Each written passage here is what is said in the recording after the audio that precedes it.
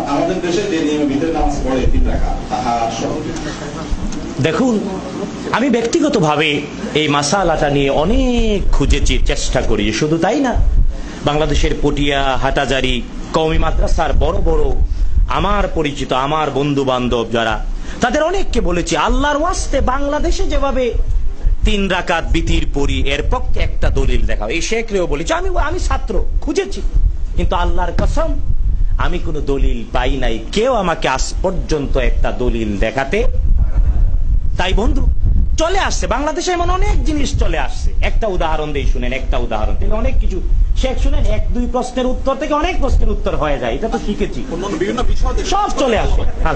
শুনেন, একটা উত্তর দেই। বাংলাদেশে অনেক কিছু চালু আছে, অনেক কিছু অনেক দিন থেকে করে আসছি, ছাড়তে পারি না। একটা উদাহরণ দেই, এই তো রমজান মাস মাত্র গেল, ঠিক আছে না? বাংলাদেশে অনেক বড় বড় আলেম, অনেক বড় মাদ্রাসা, কয় রোজার নিয়ত হলো নাওয়াইতু আন আসুমা।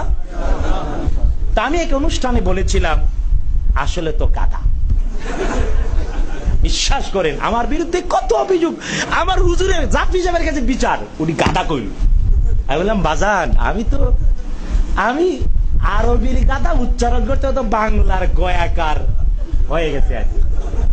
কিন্তু বাস্তবতাটা দেখুন, কয় সেহরি খায়া, সুহুর খেয়ে, শেষ রাতে খাবার খেয়ে ফজরের সময় নিয়ত করো নাওয়াইতু আন, আমি এই মর্মে নিয়ত করিতেছি যে আসুমা গাদা, আমি আগামীকাল রোজা রাখবো। তো দেখেন, এটা প্রচলিত আছে না নাই?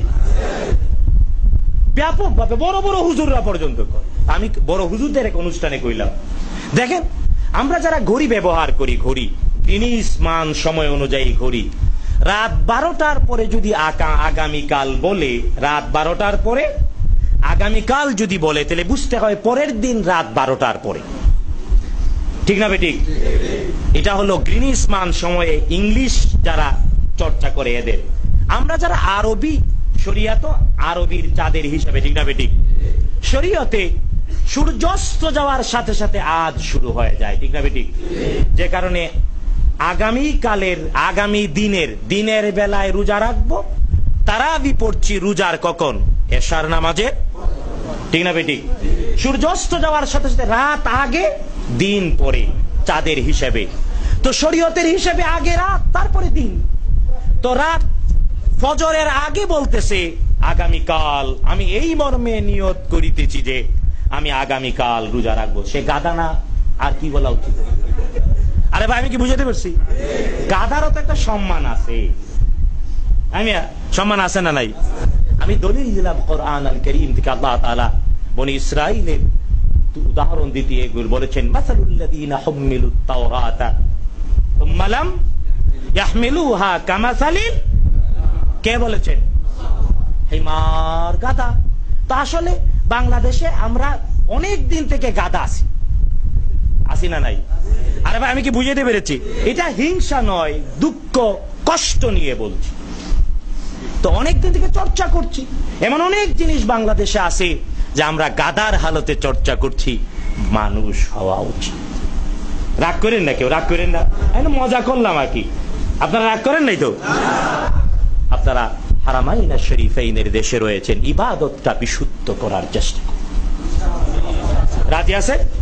আর বিশুদ্ধ ইবাদত, আমি অনেক চেষ্টা করছি, বিশ্বাস করেন। আমার মসজিদ, আমি যে সুবহানবাগ মসজিদে, আমি এখনো 100% অনেক কিছু করতে পারিনি, চেষ্টা করে যাচ্ছি। বুঝতে পেরেছি?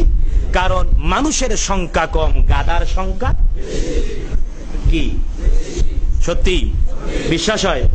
তা আসুন না, সকল গাদারা মানুষ হোক। আল্লাহ তাআলা আমাদের সবাইকে মানুষ বলে কবুল করুন, বলেন আমিন। আরো জোরে বলেন আমিন।